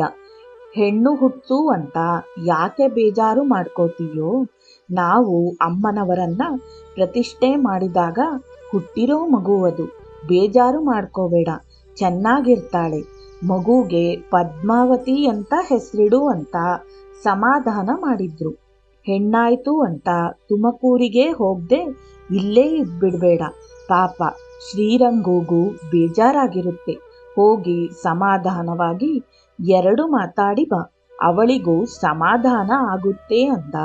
ತಾಯಿ ಶೃಂಗಾರಮ್ಮನವರಿಗೆ ಏನೂ ಉತ್ತರ ಕೊಡದೆ ಹೊರಗೆ ಹೋಗಿದ್ದವನು ಒಳಗೆ ಬಂದು, ಸುಮ್ಮನೆ ನನ್ನ ನೋಡ್ದಾಗೆಲ್ಲ ಹೋಗು ಹೋಗು ಅಂತಿರ್ಬೇಡ, ನಾನು 19ನೇ ತಾರೀಕಿನವರೆಗೂ ಹೋಗಲ್ಲ. ಅವತ್ತು ಹೋಗಿ ಮಗುಗೆ ಪದ್ಮಾವತಿ ಅಂತ ಹೆಸರಿಟ್ಟು ಬಂದು ಬಿಡ್ತೀನಿ ಅಂದಿದ್ದ. ಏನಾದ್ರೂ ಮಾಡ್ಕೊ, ನೀನು ಯಾವಾಗ ಹೇಳಿದ ಮಾತು ಕೇಳಿದೀಯಾ ಅಂತ ಗೊಣಗಿದ ಶೃಂಗಾರಮ್ಮನವರು, ಇವತ್ತಿಂದ ನಾನು ಆಸ್ಪತ್ರೆಯಲ್ಲಿರ್ತೀನಿ, ನೀನು ಮನೆಗೆ ಹೋಗು ಅನ್ನುತ್ತಿದ್ದಂತೆ ಗುರುಗಳನ್ನು ನೋಡಲು ಬಂದ ಭಜನೆ ಮಲ್ಲೇಶಿ, ಇಬ್ರು ಯಾಕೆ ಜಗಳ ಮಾಡ್ತೀರಮ್ಮ, ನೀವಿಬ್ರೂ ಬೇಡ, ಇವತ್ತು ಅಯ್ಯ ಅವ್ರನ್ನ ನಾನು ನೋಡ್ಕೋತೀನಿ ಏನ್ರಯ್ಯ ಅಂತ ಗುರುಗಳನ್ನ ಕೇಳಿ ಒಪ್ಪಿಗೆ ಪಡೆದು ಇಬ್ಬರನ್ನೂ ಒಪ್ಪಿಸಿದ್ದ. ದಿನಕ್ಕೆರಡು ಬಾರಿ ದೇವಾಲಯಕ್ಕೆ ಬಂದು ದರ್ಶನ ಮಾಡಿ ತೀರ್ಥ ಪ್ರಸಾದಾದಿಗಳನ್ನು ತೆಗೆದುಕೊಂಡು ಗುರುಗಳ ಪಾದಗಳಿಗೆ ನಮಸ್ಕರಿಸಿ ಗುರುಗಳ ಪಾದಗಳನ್ನು ತನ್ನ ತೊಡೆಯ ಮೇಲಿಟ್ಟುಕೊಂಡು ಹಿತವಾಗಿ ಅಮುಕುತ್ತಾ ತನ್ನಷ್ಟಕ್ಕೆ ತಾನು ಭಜನೆ ಮಾಡುತ್ತಾ, ಮಲ್ಲೇಶಿ ಸಾಕು ಕಣೋ, ಹೊತ್ತಾಯ್ತು ಅಂದಾಗ ಸರಿ ಕಣ್ರಯ್ಯ ಅಂತ ಹೇಳಿ ಮನೆಗೆ ಹೋಗುತ್ತಿದ್ದ ಮಲ್ಲೇಶಿಗೆ ಅಂದು ತಾನು ರಾತ್ರಿ ಗುರುಗಳ ಸೇವೆ ಮಾಡುವುದನ್ನು ನೆನೆಸಿಕೊಂಡೇ ಸಂತೋಷವಾಗಿತ್ತು. ರಾತ್ರಿ ಕಾಲುಗಳನ್ನು ಅಮುಕುತ್ತಾ ಕುಳಿತಿದ್ದ ಮಲ್ಲೇಶಿಗೆ ಅಯ್ಯಂಗಾರ್ಯರು, ಮಲ್ಲೇಶಿ ಸಾಕು ಮಲಕ್ಕೊಳ್ಳೋ, ಹೊತ್ತಾಯ್ತು ಅಂದಿದ್ದಕ್ಕೆ, ಹೊತ್ತಾಗ್ಲಿ ಬಿಡಿ ಸ್ವಾಮಿ, ಎಷ್ಟು ದಿನ ಆಯ್ತು ತಮ್ಮ ಪಾದ ಮುಟ್ಟಿ, ನಿಮ್ಮಂಥ ಪುಣ್ಯಾತ್ಮರಿಗೆ ಎಂಥ ಸ್ಥಿತಿ ಬಂದು ಬಿಡ್ತು ಅನ್ನುತ್ತಿದ್ದಂತೆ ಮಲ್ಲೇಶಿಯ ಕಣ್ಣುಗಳಲ್ಲಿ ನೀರು ತುಂಬಿಕೊಂಡು ಅಯ್ಯಂಗಾರ್ಯರ ಪಾದಗಳ ಮೇಲೆ ಬಿದ್ದಿತ್ತು. ತಕ್ಷಣ ಕಾಲುಗಳನ್ನು ಹಿಂದಕ್ಕೆ ಎಳೆದುಕೊಂಡು, ಅಯ್ಯೋ ಮಲ್ಲೇಶಿ, ಅಳುತ್ತಿದ್ದೀಯೇನೋ, ನಂಗೇನಾಗಿದೆಯೋ, ನಮ್ಮ ಕರ್ಮಗಳನ್ನ ನಾವೇ ಅನುಭವಿಸಬೇಕಲ್ಲಪ್ಪ, ಅದಕ್ಕೆ ಬೇಜಾರು ಮಾಡಿಕೊಂಡ್ರೆ ಆಗುತ್ತಾ? ಮಲ್ಲೇಶಿ, ಪ್ರತಿಯೊಬ್ಬರು ಹುಟ್ಟುವಾಗಲೇ ಅವರ ಸಾವು ನಿಶ್ಚಿತವಾಗಿ ಬಿಟ್ಟಿರುತ್ತೆ. ನಾನು ಇನ್ನು ಎಷ್ಟು ದಿನ ಇರ್ತೀನೋ ಏನೋ ಅನ್ನುತ್ತಿದ್ದಂತೆ ಎದ್ದು ನಿಂತ ಮಲ್ಲೇಶಿ, ಸುಮ್ನಿರಯ್ಯ, ನೀವು ಹಾಗೆಲ್ಲ ಮಾತಾಡಬೇಡಿ, ನನ್ನ ಕೈಲಿ ತಡ್ಕೊಳಕ್ಕಾಗಲ್ಲ, ನಾನು ಹೊರಟೋಗ್ತೀನಿ ಅಷ್ಟೇ ಅಂತಿದ್ದ ಹಾಗೆ ನಕ್ಕ ಅಯ್ಯಂಗಾರ್ಯರು, ಅಲ್ವೋ ಮಲ್ಲೇಶಿ, ನಾನಿನ್ನೆಷ್ಟು ದಿನ ಇರ್ತೀನಿ ಅಂದರೆ ತಡ್ಕೊಳಕ್ಕಾಗಲ್ಲ ಅಂತೀಯ, ಇನ್ನು ನೀನು ಈಗಲೇ ಹೋಗ್ತೀನಿ ಅಂದರೆ ನಾನು ಹೇಗೆ ತಡ್ಕೊಳ್ಳೋ, ಕೋಪ ಮಾಡ್ಕೋಬೇಡ, ಕೂತ್ಕೋ. ಮಲ್ಲೇಶಿ, ನಮ್ಮ ಹನುಮಣ್ಣ ತುಂಬ ಜಾಣ ಕಣೋ, ಅವನಿಗೆ ಬೇಕಾಗಿದ್ದನ್ನೆಲ್ಲ ವ್ಯವಸ್ಥೆ ಮಾಡಿಕೊಂಡು ಬಿಡ್ತಾನೆ. ಪೂಜೆ ಮಾಡೋಕೆ ನರಸಿಂಹಮೂರ್ತಿ, ಸೀತಾರಾಮು, ಕೇಶವ ಇದ್ದಾರೆ, ಸೇವೆ ಮಾಡೋಕೆ ದೊಡ್ಡ ಭಕ್ತರ ದಂಡೇ ಇದೆ. ಯಾರಿರಲಿ ಯಾರು ಇಲ್ಲದೇ ಇರಲಿ, ಎಲ್ಲ ಉತ್ಸವಗಳು ವೈಭವವಾಗೇ ನಡೆಯುತ್ತೆ. ವರ್ಷದಿಂದ ವರ್ಷಕ್ಕೆ ವೈಭವ ಹೆಚ್ಚಾಗುತ್ತೆ ಹೊರತು ಕಮ್ಮಿಯಾಗಲ್ಲ. ಭಕ್ತ ಹಾಗೂ ಭಗವಂತನ ಮಧ್ಯೆ ಅರ್ಚಕ ಸೇತುವೆ ಇದ್ದ ಹಾಗೆ. ಎಲ್ಲಿಯವರೆಗೆ ಆ ಸೇತುವೆ ಬಲವಾಗಿರುತ್ತೋ ಅಲ್ಲಿಯವರೆಗೆ ಯಾವ ತೊಂದರೆನೂ ಆಗಲ್ಲ. ಅರ್ಚಕನಲ್ಲಿ ಯಾವಾಗ ನಾನು ಅನ್ನೋ ಅಹಂ ಬರುತ್ತೋ, ಯಾವಾಗ ಅವನು ಸ್ವಾರ್ಥಿಯಾಗ್ತಾನೋ, ಲೋಭ ಮೋಹಗಳು ಹೆಚ್ಚುತ್ತೋ, ಅಲ್ಲಿಗೆ ಮುಗೀತು, ಸೇತುವೆ ದುರ್ಲಭವಾಗ್ತಾ ಹೋಗುತ್ತೆ. ನಂಗಂತೂ ಸದ್ಯಕ್ಕೆ ಆ ಭಯ ಇಲ್ಲ. ನರಸಿಂಹಮೂರ್ತಿ, ಸೀತಾರಾಮು ಅರ್ಚಕ ಧರ್ಮನ ಸರಿಯಾಗಿ ಪಾಲಿಸ್ತಾ ಇದ್ದಾರೆ. ಈ ಕೇಶವನೇ ಸ್ವಲ್ಪ ಮುಂಗೋಪಿ, ಆದ್ರೂ ಶಕ್ತಿಶಾಲಿ, ಮಹಾನ್ ದೈವಭಕ್ತ. ಸೀತಾರಾಮು ತಾನಾಯ್ತು ದೇವಸ್ಥಾನ ಆಯ್ತು ಅಂತ ಇದ್ರೆ, ನರಸಿಂಹಮೂರ್ತಿ ಅದು ಇದು ಅಂತ 24 ಸಂಘಟನೆಗಳನ್ನ ತಲೆಗೆ ಹಚ್ಕೊಂಡು ಊರೂರು ತಿರುಗ್ತಿರ್ತಾನೆ ಅಂತಿದ್ದ ಹಾಗೆ. ಏನು ಅರ್ಥವಾಗದ ಮಲ್ಲೇಶಿ, ಅಯ್ಯ, ನೀವು ಹೇಳ್ತಿರೋದೊಂದು ನನಗೆ ಅರ್ಥ ಆಗ್ತಿಲ್ಲ, ನಂಗ್ಯಾಕಿದನ್ನೆಲ್ಲ ಹೇಳ್ತಿದ್ದೀರಿ? ನಾನೇನಾರ ಮಾಡಬೇಕಾದ್ರೆ ಹೇಳಿ, ನಿಮ್ಮ ಪಾದ್ದಾಗೆ ತೋರಿಸಿದ್ನ ನನ್ನ ತಲೆ ಮೇಲೆ ಹೊತ್ಕೊಂಡು ಮಾಡ್ತೀನಿ ಅಂದ. ಅಯ್ಯಂಗಾರ್ಯರಿಗೆ ಆನಂದವಾಗಿತ್ತು. ನೋಡಿದ್ಯಾ, ನಂಗೇನು ಬೇಕು ಅನ್ನೋದನ್ನ ಹನುಮಣ್ಣ ನಿನ್ನ ಬಾಯಲ್ಲೇ ನುಡಿಸಿಬಿಟ್ಟ ಅಂತಿದ್ದಂತೆ. ಏನೂ ಅರ್ಥವಾಗದ ಮಲ್ಲೇಶಿ ಮೇಷ್ಟ್ರು ಹೇಳಿಕೊಟ್ಟ ಪಾಠ ಅರ್ಥವಾಗದ ಹುಡುಗನಂತೆ ಕೈ ಮುಗಿದುಕೊಂಡು ಗುರುಗಳ ಮುಖವನ್ನೇ ನೋಡುತ್ತಾ ನಿಂತ. ನಗುತ್ತಾ ನಿಧಾನವಾಗಿ ಎದ್ದು ಕುಳಿತ ಅಯ್ಯಂಗಾರ್ಯರು ಮಲ್ಲೇಶಿಯ ಕೈಗಳನ್ನು ಬಿಗಿಯಾಗಿ ಹಿಡಿದುಕೊಂಡು, ಮಲ್ಲೇಶಿ, ಸೀತಾರಾಮು ಒಬ್ನೇ ಆಗ್ಬಿಡ್ತಾನೆ, ನೀನು ಕೊನೆವರೆಗೂ ಜೊತೆಯಲ್ಲಿದ್ದು ದೇವಸ್ಥಾನನ ಭದ್ರವಾಗಿ ನೋಡ್ಕೋತೀಯಾ ಅಂತ ಹೇಳ್ತಿದ್ದಂತೆ ಕಣ್ಣುಗಳಲ್ಲಿ ನೀರು ತುಂಬಿಕೊಂಡಿತ್ತು. ಗುರುಗಳ ಕಣ್ಣಲ್ಲಿ ನೀರು ಕಂಡು ಮಲ್ಲೇಶಿಗೂ ದುಃಖ ಉಮ್ಮಳಿಸಿ ಬಂದಿತ್ತು. ಆತ ಬಿಕ್ಕುತ್ತಾ, ಹೇ ಹೋಗ್ರಯ್ಯ, ಅದಕ್ಕೆ ನೀವಿಷ್ಟು ಬೇಡ್ಕೋಬೇಕಾ? ಹಿಂಗಿಂಗೆ ಮಾಡೋ ಮಲ್ಲೇಶಿ ಅಂದ್ರೆ ನಾನಿಲ್ಲ ಅಂತೀನ. ನೋಡ್ರಯ್ಯ, ನೀವು ಸುಮ್ಮನೆ ಏನೇನೋ ಯೋಚನೆ ಮಾಡಿಕೊಂಡು ಆರೋಗ್ಯ ಹಾಳು ಮಾಡ್ಕೋತೀರಿ ಅಷ್ಟೆ. ನೀವು ಬೇಗ ವಾಸಿ ಮಾಡಿಕೊಂಡು ಮನೆ ಸೇರ್ಕೊಂಡು ಬಿಡಿ. ನೀವು ಸುಮ್ಮನೆ ಅಲ್ಲಿದ್ರೆ ಸಾಕು, ನಾವೆಲ್ಲ ನೋಡ್ಕೋತೀವಿ. ನೋಡಿ, ಈಗ ನೀವೇಳ್ದಂಗೆ ಆಗ್ಲಿ, ಟೈಮ್ ಆಗದೆ ಮಾತಾಡಿ ಆಯಾಸ ಮಾಡ್ಕೋಬೇಡಿ ಅಂತ ಗುರುಗಳನ್ನ ಮಲಗಿಸಿ ಕಾಲೊತ್ತುತ್ತಾ ಕುಳಿತ. ಮಲ್ಲೇಶಿಯ ಮನಸ್ಸಿನಲ್ಲಿ 108 ಯೋಚನೆಗಳು ಸುಳಿದು ಮಾಯವಾಗುತ್ತಿದ್ದವು. ಕುಳಿತಲ್ಲಿಂದಲೇ ಕೈ ಮುಗಿದ ಮಲ್ಲೇಶಿ, ಹನುಮಪ್ಪ, ಅಯ್ಯವ್ರನ್ನ ಬೇಗ ಕರೆಸ್ಕೊಂಡು ಬಿಡೋ, ಅವ್ರಿಲ್ದೆ ದೇವಸ್ಥಾನ ಬಣಬಣ ಅಂತಿದೆ, ಎಲ್ಲ ನೋಡ್ಕೊಂಡು ಸುಮ್ನಿದ್ದೀಯಲ್ಲ ಅಂತ ಪ್ರಾರ್ಥನೆ ಮಾಡಿಕೊಂಡ. 2ನೆಯ ಸಾರಿ ಕಳಿಸಿದ್ದ ರಕ್ತ ಪರೀಕ್ಷೆಯ ವಿವರಗಳು ಬಂದಿದ್ದವು. ತಜ್ಞ ವೈದ್ಯರ ತಂಡ ಡಾಕ್ಟರ್ ದೇವದತ್ತರ ನೇತೃತ್ವದಲ್ಲಿ ಸಮಾಲೋಚನೆಯಲ್ಲಿ ಮಗ್ನವಾಗಿತ್ತು. ಮೇಜರ್ ಆಪರೇಷನ್ಗೆ ಸುತಾರಾಮ್ ಒಪ್ಪದ ಸರ್ಜನ್ ಡಾಕ್ಟರ್ ಶ್ರೀನಿವಾಸ್ ನೋಡಿ ಅವರು ಹೇಳಿರೋದನ್ನೇ ತಗೊಂಡ್ರು. ಅವರಿಗಾಗ್ಲೇ 73ರಿಂದ 74 ವರ್ಷವಾಗಿದೆ. ದೈಹಿಕವಾಗಿಯೂ ತುಂಬಾ ವೀಕ್ ಆಗಿದ್ದಾರೆ. ದೇಹದಲ್ಲಿ ಬ್ಲಡ್ ಜನರೇಟ್ ಸರಿಯಾಗಿ ಆಗ್ತಿಲ್ಲ. ಹಾಸ್ಪಿಟಲ್ ರೆಕಾರ್ಡ್ಸ್ ಪ್ರಕಾರನೂ ಅವರಿಗೆ ಸಾಕಷ್ಟು ಬಾಟಲ್ ಗ್ಲೂಕೋಸ್ ಕೊಟ್ಟಿದ್ದೀವಿ. ಓರಲ್ ಆಗು ಆಹಾರ ತಗೋತಿದ್ದಾರೆ. ಬ್ಲಡ್ ಕೌಂಟ್ಸ್ ಇಂಪ್ರೂವ್ ಆಗಕ್ಕೆ ಸಾಕಷ್ಟು ಮೆಡಿಕೇಶನ್ನೂ ಆಗಿದೆ. ಆದ್ರೂ ಇಂಪ್ರೂವ್ಮೆಂಟ್ ಇಲ್ಲ ಅಂದ್ರೆ ಆಪರೇಷನ್ ಮಾಡಿದ ನಂತರ ತುಂಬಾನೇ ತೊಂದರೆ ಆಗುತ್ತೆ. ಎಷ್ಟೇ ಕೇರ್ ತಗೊಂಡ್ರು ಆಪರೇಷನ್ ಟೈಮ್ನಲ್ಲಿ ಬ್ಲಡ್ ಲಾಸ್ ಆಗೇ ಆಗುತ್ತೆ. 1-2 ಯೂನಿಟ್ ಬ್ಲಡ್ ಕೊಟ್ಟರು ಅದು ಟೆಂಪರರಿ ಆಗಿ ತತ್ಕಾಲಕ್ಕೆ ಕೆಲಸ ಮಾಡುತ್ತಷ್ಟೇ ಅನ್ನುತ್ತಿದ್ದಂತೆ ಎಲ್ಲರೂ ಹೌದೆಂಬಂತೆ ತಲೆದೂಗಿದರು. ಡಾಕ್ಟರ್ ದೇವದತ್ತ ಒಂದು ನಿರ್ಧಾರಕ್ಕೆ ಬಂದಿದ್ದರು. ಸದ್ಯಕ್ಕೆ ಆಪರೇಷನ್ ಮಾಡಲ್ಲ, ಆದ್ರೆ ಸುಮ್ಮನೆ ಅವರನ್ನ ಇಲ್ಲಿ ಇಟ್ಕೊಳ್ಳೋದ್ರಲ್ಲಿ ಅರ್ಥ ಇಲ್ಲ. ಇಲ್ಲಿ ನಾವೇನು ಕೊಡ್ತಿದ್ದೀವಿ ಅದೇ ಮೆಡಿಸನ್ನ ಅವರು ಮನೇಲೇ ತಗೋಬಹುದು. ಡಾಕ್ಟರ್ ದತ್ತಾತ್ರಿ ಅವರ ಫ್ಯಾಮಿಲಿ ಡಾಕ್ಟರ್. ಇಂಜೆಕ್ಷನ್ ಏನಾದ್ರೂ ಇದ್ರೆ ಅವರೇ ಕೊಡ್ತಾರೆ.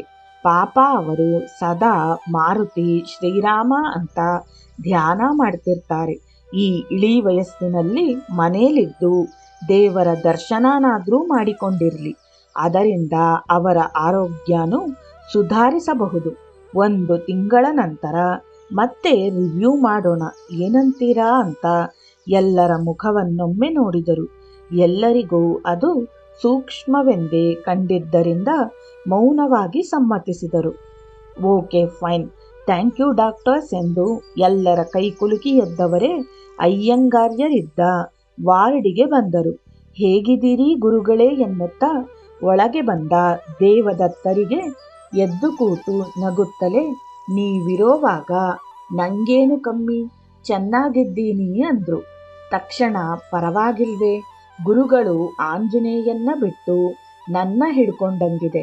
ಬೇಡ ಗುರುಗಳೇ, ನಿಮ್ಮ ದೇವರ ಸ್ಥಾನನ ಯಾರಿಗೂ ಕೊಡಬೇಡಿ ಎಂದು ನಗುತ್ತಾ, ಗುರುಗಳೇ, ಇನ್ನೂ ಒಂದಷ್ಟು ದಿನ ನಿಮ್ಮನ್ನ ಇಲ್ಲಿ ಇಟ್ಕೊಂಡ್ರೆ ನೀವೆಲ್ಲಿ ನಿಮ್ಮ ದೇವರನ್ನ ಮರೆತು ಬಿಡ್ತೀರೋ ಅಂತ ನನಗೆ ಭಯ ಆಗ್ತಿದೆ. ಅದಕ್ಕೆ ನಿಮ್ಮನ್ನ ನಿಮ್ಮ ದೇವ್ರ ಹತ್ರನೇ ಕಳಿಸಿಬಿಡೋಣ ಅಂತ ಡಿಸೈಡ್ ಮಾಡಿ ಬಿಟ್ಟಿದ್ದೀನಿ. ನಾಳೆ ನಾಡಿದ್ದು 1-2 ಟೆಸ್ಟ್ಗಳನ್ನು ಮಾಡಿ 17ನೇ ತಾರೀಕು ಕಳಿಸಿಬಿಡ್ತೀನಿ. ಅವತ್ತು ಹುಣ್ಣಿಮೆ. ಹೋದ ಹುಣ್ಣಿಮೆಗೆ ಹಠ ಮಾಡಿಕೊಂಡು ಹೋಗಿದ್ರಿ. ಈ ಹುಣ್ಣಿಮೆಗೆ ನಾನೇ ಕಳಿಸಿಕೊಡ್ತೀನಿ, ಓಕೆನಾ ಅಂದಾಗ ಅಯ್ಯಂಗಾರ್ಯರಿಗೆ ನಾನು ನೋಡ್ತಿರೋದು ಕೇಳ್ತಿರೋದು ಕನಸೋ ನನಸೋ ಅನ್ನೋ ಅನುಮಾನವಾಗಿತ್ತು. ಶೃಂಗಾರಮ್ಮನವರಿಗೂ ಸಂತೋಷವಾಗಿತ್ತು. ಡಾಕ್ಟ್ರೇ ತಮಾಷೆಗೂ ಅವರ ಮುಂದೆ ತಮಾಷೆ ಮಾಡಬೇಡಿ, ಆಮೇಲೆ ಅವರು ನಮ್ಮ ಪ್ರಾಣ ತೆಗೆದು ಬಿಡ್ತಾರೆ ಅಂದಿದ್ದಕ್ಕೆ ದೇವದತ್ತರು ನಾನ್ಯಾಕೆ ತಮಾಷೆ ಮಾಡ್ಲಮ್ಮ, ಈಗ ಗುರುಗಳ ಆರೋಗ್ಯ ಸ್ಥಿರವಾಗಿದೆ, ಅವರು ಇಲ್ಲಿದ್ರೂ ಸಮಯಕ್ಕೆ ಸರಿಯಾಗಿ ಔಷಧಿ ಊಟ ತಿಂಡಿ ಕೊಟ್ಟು ರೆಸ್ಟ್ನಲ್ಲಿರೋ ಹಾಗೆ ನೋಡ್ಕೋತೀವಷ್ಟೆ. ಅದನ್ನೇ ನೀವು ಮನೇಲಿ ಮಾಡ್ತೀವಿ ಅಂದರೆ ನಂದೇನು ಅಭ್ಯಂತರ ಇಲ್ಲ, ನಾಳೆ ನಾಡಿದ್ರಲ್ಲಿ ಮನೆಗೆ ಕಳಿಸ್ಬಿಡ್ತೀನಿ ಅಂದರು. ಶೃಂಗಾರಮ್ಮನವರು ಉತ್ತರಿಸೋ ಮೊದಲು, ಸರಿ ಡಾಕ್ಟ್ರೇ, ನೀವೇನು ಯೋಚನೆ ಮಾಡಬೇಡಿ, ಯಾವ ಯಾವ ಮಾತ್ರೆ ಎಷ್ಟೆಷ್ಟು ಹೊತ್ತಿಗೆ ತಗೋಬೇಕು ಅಂತ ಬರ್ಕೊಟ್ಟು ಬಿಡಿ, ದೇವರ ಪ್ರಸಾದದ ಥರ ತಪ್ಪದೇ ತಗೋತೀನಿ ಅಂದರು. ಡಾಕ್ಟರ್ ದೇವದತ್ತರಿಗೆ ಗುರುಗಳು ಮಾತ್ರೆಯಲ್ಲೂ ದೇವರನ್ನು ಕಂಡಿದ್ದು ನೋಡಿ ನಗು ಬಂದಿತ್ತು. ಇನ್ಮೇಲೆ ಗುರುಗಳಿಗೆ ಟಾಣಿಕೆ ತೀರ್ಥ ಮಾತ್ರೆಗಳೇ ಪ್ರಸಾದ, ಗುಡ್ ಅಂತ ಹೇಳಿ ನಗುತ್ತಾ ಹೊರಟರು. ಅಯ್ಯಂಗಾರ್ಯರಿಗೆ ತಾವು ನಾಳೆ ದೇವರನ್ನ ನೋಡಬಹುದು ಅನ್ನೋದನ್ನ ನೆನೆಸಿಕೊಂಡೇ 73ರ ಇಡೀ ವಯಸ್ಸು ಹೋಗಿ 35ರ ಪ್ರಾಯ ಬಂದಂತಾಗಿತ್ತು. ಶಿಂಗು, ಡಾಕ್ಟ್ರು ತಮಾಷೆ ಮಾಡಲಿಲ್ಲ ತಾನೇ, ನಾಳೆ ಮನೆಗೆ ಕಳಿಸ್ತಾರಲ್ವಾ, ಅಪ್ಪ ಹನುಮಣ್ಣನ್ನ ನೋಡಿ ಆಗ್ಲೇ ತಿಂಗಳಾಗೋಯ್ತು, ಇನ್ಮೇಲೆ ದಿನ ನೋಡಬಹುದಲ್ವಾ. ಶಿಂಗು, ನಾನು ಮನೆಗೆ ಹೋದ ತಕ್ಷಣ ಸ್ನಾನ ಮಾಡಿ ಮಡಿ ಉಟ್ಕೊಂಡು ಬಿಡ್ತೀನಿ, ಆಗ್ಲೇ ನನಗೆ ಸಮಾಧಾನ ಆಗೋದು. ಶಿಂಗು, ನಾಳೆ ಎಷ್ಟೊತ್ತಿಗೆ ಕಳಿಸಬಹುದು ಅಂತ ಒಂದೇ ಸಮನೆ ಚಡಪಡಿಸಕ್ಕೆ ಶುರು ಮಾಡಿದ್ದನ್ನ ನೋಡಿ ಶೃಂಗಾರಮ್ಮನವರಿಗೆ ಗಾಬರಿಯಾಗಿತ್ತು. ಏನು ಅಂದರೆ, ಯಾಕೆ ಹೀಗೆ ಒಂದೇ ಸಮನೆ ಮಾತಾಡ್ತಿದ್ದೀರಿ, ಸುಮ್ಮನೆ ಇಲ್ಲದ್ದು ಹಚ್ಕೊಂಡು BP ಜಾಸ್ತಿ ಮಾಡಿಕೊಂಡು ಬಿಡ್ತೀರ. ಆಮೇಲೆ ಮನೆಗೆ ಹೋದ ಹಾಗೆ ಅಂದಾಗಲೇ ಅಯ್ಯಂಗಾರ್ಯರು ಮಾತು ನಿಲ್ಲಿಸಿ, ಹೌದಲ್ವಾ ಶಿಂಗು, ಇದು ನನಗೆ ಗೊತ್ತಾಗ್ಲೇ ಇಲ್ಲ ನೋಡು ಅಂದವರೇ ಸದ್ದು ಮಾಡದೆ ಕಣ್ಮುಚ್ಚಿಕೊಂಡು ಮಲಗಿದರು. ತಂದೆಯವರು ಮನೆಗೆ ಬರುವ ವಿಷಯ ತಿಳಿದು ಆಸ್ಪತ್ರೆಗೆ ಬಂದ ನರಸಿಂಹಮೂರ್ತಿ ಹಾಗೂ ರಂಗನಾಥ ಡಾಕ್ಟರ್ ದೇವದತ್ತರನ್ನು ಕಂಡು ಕೃತಜ್ಞತೆ ಸಲ್ಲಿಸಿದರು. ಮನೆಯಲ್ಲಿ ಗುರುಗಳನ್ನ ಹೇಗೆ ನೋಡ್ಕೋಬೇಕು ಎಂಬುದನ್ನು ವಿವರಿಸಿ ಗುರುಗಳನ್ನು ಮನೆಗೆ ಕಳಿಸಿಕೊಡ್ತಿರೋದ್ರಿಂದ ತಮಗೂ ಸಂತೋಷವಾಗ್ತಿದೆ ಅಂದ ಡಾಕ್ಟರ್ ದೇವದತ್ತ ತಮ್ಮ ಹಾಗೂ ಗುರುಗಳ ಸಂಬಂಧಗಳ ಬಗ್ಗೆ ಹೇಳಿಕೊಂಡು ಕಣ್ಣಲ್ಲಿ ನೀರು ತುಂಬಿಕೊಂಡರು. ಮಧ್ಯಾಹ್ನ ಆಸ್ಪತ್ರೆಗೆ ಬಂದು ತಮ್ಮ ಆತ್ಮೀಯನನ್ನು ನೋಡಿಕೊಂಡು ಹೋದ ಗುರುಮೂರ್ತಿ ಶಾಸ್ತ್ರಿಗಳು ಸಂಜೆ ಅಯ್ಯಂಗಾರ್ಯರ ಜಾತಕ ತೆಗೆದು ನೋಡಿ ಕೂತಲ್ಲಿಂದಲೇ ಹನುಮನಿಗೆ ಕೈ ಮುಗಿದು, ಇದೇನು ನಿನ್ನ ಆಟನೋ, ಒಂದು ಅರ್ಥ ಆಗಲ್ಲ ಅಂತ ಹೇಳಿ ತೆಗೆದು ಸುಂದರಕಾಂಡ ಪುಸ್ತಕದಲ್ಲಿಟ್ಟರು. ಸಂಜೆ ಗುರುಗಳನ್ನು ನೋಡಿಕೊಂಡು ಹೋಗಲು ಬಂದ ದೇವಾಲಯದ ಮಳಿಗೆಯಲ್ಲಿ ದಿನಸಿ ವ್ಯಾಪಾರ ಮಾಡುತ್ತಿದ್ದ ಚಂದ್ರಭಟ್ಟರನ್ನು ನೋಡಿ, ಯಾಕೆ ಬರಕ್ಕೆ ಹೋದ್ಯೋ, ನಾಳೆ ನಾನೇ ಬಂದು ನೋಡ್ತಿದ್ದೆ ಅಂತ ತಮಾಷೆ ಮಾಡಿದ ಅಯ್ಯಂಗಾರ್ಯರು, ನನ್ನ ಆಸ್ಪತ್ರೆ ವಾಸ ಮುಗಿತಪ್ಪ ಅಂತ ಹೇಳಿ ಲೋಕಾಭಿರಾಮವಾಗಿ ಮಾತಾಡ್ತಾ ಕುಳಿತಿದ್ದು, ಚಂದ್ರು ಕತ್ಲಾಗ್ತಾ ಇದೆ, ನೀನಿನ್ನು ಹೊರಡು, ಇನ್ನೇನು ಕೇಶವ ಊಟ ತಗೊಂಡು ಬರ್ತಾನೆ ಅಂದವರು, ಚಂದ್ರು ಮನೆಗೆ ಹೋಗೋ ಖುಷಿಲಿ ಇವತ್ತು ನಾನು ಓಡಾಡೇ ಇಲ್ಲ, ನಡಿ ನಿನ್ನ ನಾನೇ ಹೊರಗಡೆ ಬಿಟ್ಟು ಬರ್ತೀನಿ ಅಂತ ಹೇಳಿ ಪಂಚೆ ಸರಿ ಮಾಡಿಕೊಂಡು ಶಲ್ಯ ಹೊದ್ದು ಬೇಡ ಅಂತ ಹೇಳಿದರೂ ಕೇಳದೆ ಹೊರಟೇ ಬಿಟ್ರು. ಅಯ್ಯಂಗಾರ್ಯರ ಉತ್ಸಾಹ ಇಮ್ಮಡಿಗೊಂಡಿತ್ತು. ಚಂದ್ರಭಟ್ಟರ ಹೆಗಲ ಮೇಲೆ ಕೈ ಹಾಕಿಕೊಂಡು ತಮಾಷೆ ಮಾಡಿ ನಗಿಸುತ್ತಾ ನಿಧಾನವಾಗಿ ಮೆಟ್ಟಿಲಿಳಿಯುತ್ತಿದ್ದ ಅಯ್ಯಂಗಾರ್ಯರ ಕಾಲಿಗೆ ಪಂಚೆ ತೊಡರಿಕೊಂಡು ಎಡಗಾಲು ಮಡಚಿಕೊಂಡಂತಾಗಿ ಕುಸಿದರು. ಕೊನೆಯ 2 ಮೆಟ್ಟಿಲುಗಳಿರುವಂತೆ ಮುಗ್ಗರಿಸಿದ ಅಯ್ಯಂಗಾರ್ಯರು ಆಯಾ ತಪ್ಪಿ ಕೆಳಗೆ ಬೀಳುವಾಗ ಮುಂಭಾಗದಲ್ಲಿ ಹಾಕಿದ್ದ ಮರದ ಬೆಂಚಿನ ಕೈಗೆ ಹೊಟ್ಟೆಯ ಭಾಗ ಬಡಿದಿತ್ತು. ಸಾವರಿಸಿಕೊಂಡು ಎದ್ದವರೇ, ಕಾಲಿಗೆ ಪಂಚೆ ಸಿಕ್ಕೊಂಡು ಬಿಡ್ತು ಚಂದ್ರು, ನೀನು ಹೊರಡು, ಪರವಾಗಿಲ್ಲ ಅಂತ ಚಂದ್ರಭಟ್ಟರನ್ನು ಬಲವಂತವಾಗಿ ಕಳಿಸಿ ಹೊಟ್ಟೆ ಹಿಡಿದುಕೊಂಡು ಬೆಂಚಿನ ಮೇಲೆ ಕುಳಿತರು. 7:30 ಸುಮಾರಿಗೆ ಊಟ ತೆಗೆದುಕೊಂಡು ಬಂದ ಕೇಶವ, ಇದೇನು ಮಾವಯ್ಯ, ಡಾಕ್ಟ್ರು ನಾಳೆ ಕಳಿಸ್ತೀವಿ ಅಂದಿರೋದು, ನೀವು ಇವತ್ತೇ ಹೊರಗೆ ಬಂದು ಕೂತ್ಬಿಟ್ಟಿದ್ದೀರಿ ಅಂತ ತಮಾಷೆ ಮಾಡಿ ವಾರ್ಡಿಗೆ ಕರೆದುಕೊಂಡು ಬಂದ. ಹೊಟ್ಟೆಯಲ್ಲಿ ನೋವು ಪ್ರಾರಂಭವಾಗಿತ್ತು. ನೋವು ಅಂದರೆ ಎಲ್ಲಿ ಮನೆಗೆ ಕಳಿಸೋಲ್ವೋ ಎಂದು ಹೆದರಿದ ಅಯ್ಯಂಗಾರ್ಯರು ತಮಗೆ ಏಟು ಬಿದ್ದ ವಿಷಯವನ್ನು ಕೇಶವನಿಗೆ ಹೇಳದೆ ಊಟದ ಶಾಸ್ತ್ರ ಮುಗಿಸಿ ರಾತ್ರಿಯ ಮಾತ್ರೆಗಳನ್ನು ತೆಗೆದುಕೊಂಡು ಮಲಗಿಬಿಟ್ಟರು. ನೋವಿನಿಂದ ಕ್ಷಣಕ್ಕೊಮ್ಮೆ ಮಗ್ಗಲು ಬದಲಿಸುತ್ತಿದ್ದ ತಂದೆಯವರ ಹತ್ತಿರ ಬಂದ ಕೇಶವ, ಯಾಕೆ ಮಾವಯ್ಯ, ಏನಾಗ್ತಿದೆ ಅಂದಿದ್ದಕ್ಕೆ, ತುಂಬ ಶೆಕೆ ಕಣೋ, ಫ್ಯಾನ್ ಜೋರು ಮಾಡು, ನೀನೂ ಮಲಕ್ಕೋ ಅಂದಿದ್ದರಿಂದ ಫ್ಯಾನ್ ಜೋರು ಮಾಡಿ ದೀಪ ಆರಿಸಿದ ಕೇಶವ ಕಾಲೊತ್ತುತ್ತಾ ಕುಳಿತಿದ್ದ. ಅದ್ಯಾವಾಗಲೋ ನಿದ್ದೆ ಹತ್ತಿ ಮಾಮೂಲಿನಂತೆ ತಂದೆಯವರ ಪಾದಗಳ ಮೇಲೆ ತಲೆಯಿಟ್ಟು ಮಲಗಿದ. ಬೆಳಗ್ಗಿನ ಜಾವವಾಗಿರಬಹುದು. ಅಯ್ಯಂಗಾರ್ಯರ ಹೊಟ್ಟೆ ನೋವು ಉಲ್ಬಣಿಸಿ ನೋವು ತಡೆಯಲಾರದೆ ನರಳಾಡಲಾರಂಭಿಸಿದರು. ನೋವಿನಿಂದಾಗಿಯೋ ಏನೋ ಜ್ವರ ಬಂದು ಮೈ ಬೆಂಕಿಯಂತೆ ಕಾಯುತ್ತಿತ್ತು. ಪಾದಗಳ ಮೇಲೆ ತಲೆಯಿಟ್ಟು ಮಲಗಿದ್ದ ಕೇಶವನಿಗೆ ಬಿಸಿ ತಟ್ಟಿ ಎಚ್ಚರವಾಗಿತ್ತು. ಮಾವಯ್ಯ ಎಂದು ಕೂಗುತ್ತಾ ಎದ್ದವನೇ ಹಣೆಯನ್ನು ಮುಟ್ಟಿ ನೋಡಿ, ಇದೇನು ಮಾವಯ್ಯ, ಜ್ವರ ಬಂದು ಬಿಟ್ಟಿದೆ, ನೆತ್ತಿ ಬೆಂಕಿಯ ಹಾಗೆ ಕಾಯ್ತಿದೆ ಎಂದವನೇ ದೀಪ ಹಾಕಿ ಹೋಗಿ ಡ್ಯೂಟಿ ಡಾಕ್ಟ್ರನ್ನ ಕರೆದುಕೊಂಡು ಬಂದಿದ್ದ.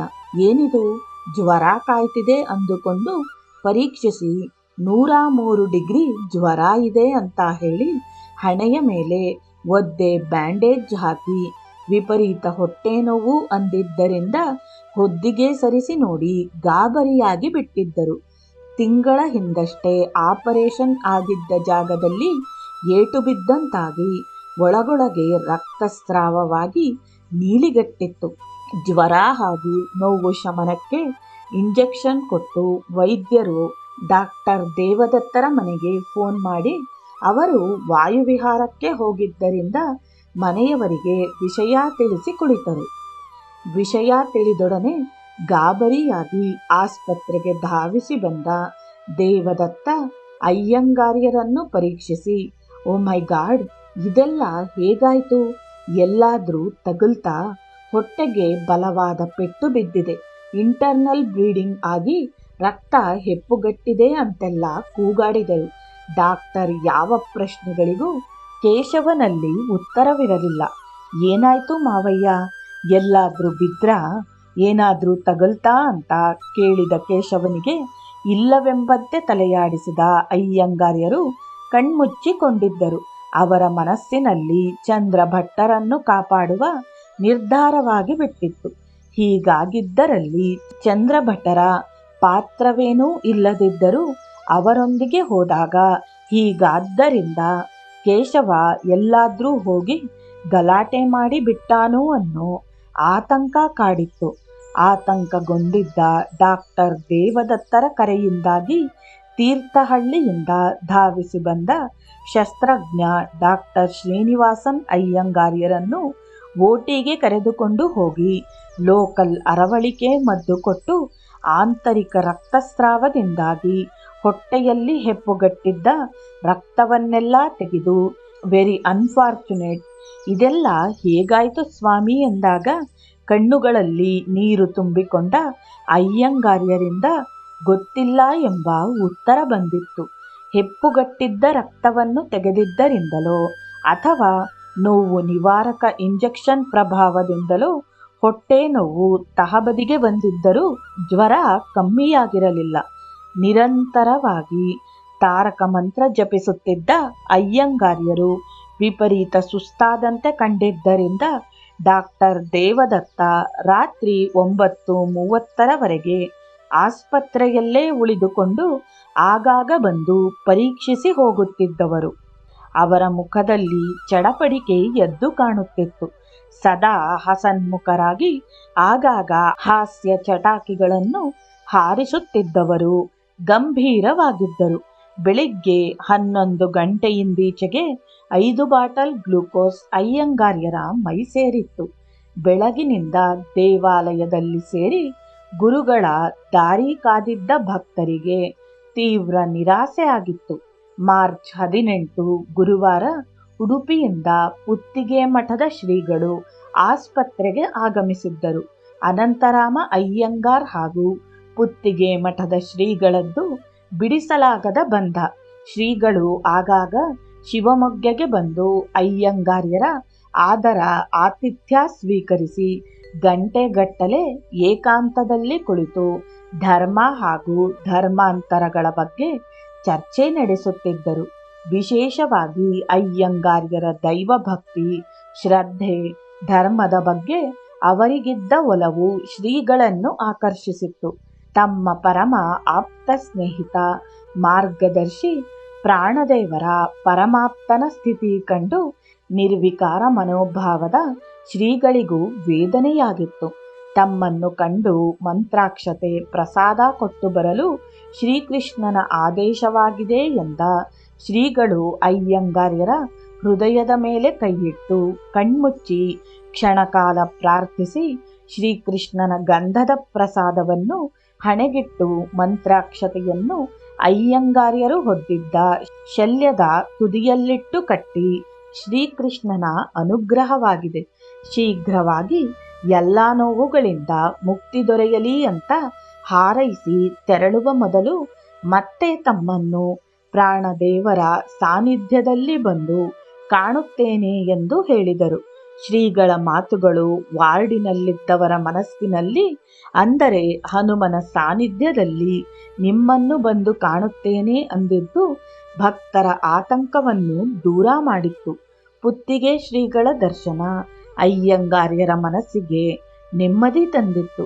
ಮರುದಿನ ಶುಕ್ರವಾರವಾದ್ದರಿಂದ ದುರ್ಗಮ್ಮನ ಗುಡಿಯಲ್ಲಿ ತಮ್ಮ ಆಪ್ತನಿಗಾಗಿ ವಿಶೇಷ ಪೂಜೆ ಮಾಡಿ ಪ್ರಸಾದದೊಂದಿಗೆ ಬಂದ ರಾಮಭಟರು ಅಯ್ಯಂಗಾರ್ಯರನ್ನು ನೋಡಿ ಕಣ್ಣಲ್ಲಿ ನೀರು ಹಾಕಿಕೊಂಡು ಹೋದರು.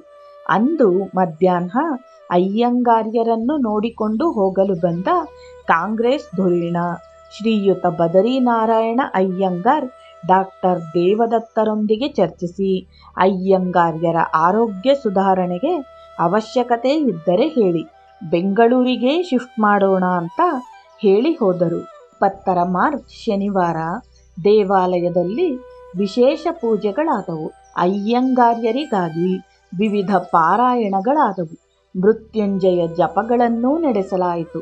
ಮಧ್ಯಾಹ್ನ ಪ್ರಸಾದದೊಂದಿಗೆ ಬಂದ ಗುರುಮೂರ್ತಿ ಶಾಸ್ತ್ರಿಗಳು ಆಪ್ತನ ಕೈ ಹಿಡಿದುಕೊಂಡು ಸಂಜೆಯವರೆಗೂ ಕುಳಿತುಕೊಂಡಿದ್ದವರನ್ನು ಅಯ್ಯಂಗಾರ್ಯರೇ ಬಲವಂತವಾಗಿ, ಶಾಸ್ತ್ರಿಗಳೇ, ಗೌರಮ್ಮ ಕಾಯ್ತಿರ್ತಾರೆ, ಹೊರಡಿ ಅಂತ ಕಳಿಸಿಕೊಟ್ಟಿದ್ದರು. ಅಯ್ಯಂಗಾರ್ಯರು ಆಸ್ಪತ್ರೆಯಲ್ಲಿರುವಾಗಲೇ ಶಿವಮೊಗ್ಗದಲ್ಲಿ ಜನಸಂಘದ ಮಹಾಧಿವೇಶನದ ಸಿದ್ಧತೆ ಭರದಿಂದ ಸಾಗಿತ್ತು. ಎಲ್ಲ ಸಿದ್ಧತೆಗಳ ನೇತೃತ್ವ ನರಸಿಂಹಮೂರ್ತಿಯದ್ದೇ. ದೇವಾಲಯ, ಆಸ್ಪತ್ರೆ ಹಾಗೂ ಅಧಿವೇಶನದ ಕಾರ್ಯಗಳನ್ನು ಕಿಂಚಿತ್ತೂ ಲೋಪಬಾರದಂತೆ ನೋಡಿಕೊಂಡು ತನ್ನ ಸಾಮರ್ಥ್ಯವನ್ನು ಪ್ರದರ್ಶಿಸಿದ್ದ. ಅಯ್ಯಂಗಾರ್ಯರ ಗಂಭೀರ ಸ್ಥಿತಿ ತಿಳಿದು ನೋಡಿಕೊಂಡು ಹೋಗಲು ಬಂದ ಅಯ್ಯಂಗಾರ್ಯರ ಕುಟುಂಬದೊಂದಿಗೆ ನಿಕಟ ಸಂಬಂಧ ಹೊಂದಿದ್ದ ಶ್ರೀಯುತ ಜಗನ್ನಾಥರಾವ್ ಜೋಶಿಯವರು ಅಯ್ಯಂಗಾರ್ಯರನ್ನು ನೋಡಿ ನರಸಿಂಹಮೂರ್ತಿಯನ್ನು ಕರೆದು, ನೋಡಪ್ಪ, ಇನ್ನು ನೀನು ಚಪ್ರ ಹಾಕೋ ಜಾಗದ ಕಡೆ ಹೋಗೋಬೇಡ, ಅದನ್ನ ಯಾವನಾರ ಹಾಕೋತಾನೆ. ಮೊದಲು ಅಪ್ಪನ ಆರೋಗ್ಯದ ಕಡೆ ಧ್ಯಾನ ಕೊಡು. ನಿಮ್ಮಪ್ಪನಂತ ಅಪ್ಪ ಜೀವಂತಿದ್ರೆ ಇಂಥ 10 ಅಧಿವೇಶನ ಮಾಡ್ಬೋದು ಅಂತ ಹೇಳಿ ಹೋದರು. ಜ್ವರವೂ ಸಹ ಅಯ್ಯಂಗಾರ್ಯರೊಂದಿಗೆ ಕಣ್ಣಾಮುಚ್ಚಾಲೆಯಾಟವಾಡುತ್ತಿತ್ತು. ಬೆಳಗ್ಗಿನ ಹೊತ್ತು ಕಮ್ಮಿಯಾಗಿರುತ್ತಿದ್ದ ಜ್ವರ ಸಂಜೆಯಾಗುತ್ತಲೇ ಹೆಚ್ಚಾಗುತ್ತಿತ್ತು. ಅತಿಯಾದ ಔಷಧಿ, ರೋಗ ನಿರೋಧಕಗಳ ಪ್ರಯೋಗದಿಂದಾಗಿ ನಿತ್ರಾಣರಾಗಿದ್ದರು. ಸದಾ ಕಣ್ಣು ಮುಚ್ಚಿಕೊಂಡು ಧ್ಯಾನಾಸಕ್ತರಂತೆ ಕಾಣುತ್ತಿದ್ದ ಅವರ ಗಂಟಲಲ್ಲಿ ಅವರಿಗೆ ಅತಿ ಪ್ರಿಯವಾದ ಕಾಫಿಯೂ ಇಳಿಯುವುದು ಕಷ್ಟವಾಗತೊಡಗಿತು. ಶ್ರೀರಾಮ ಜಯ ರಾಮ ಜಯ ಜಯ ರಾಮ.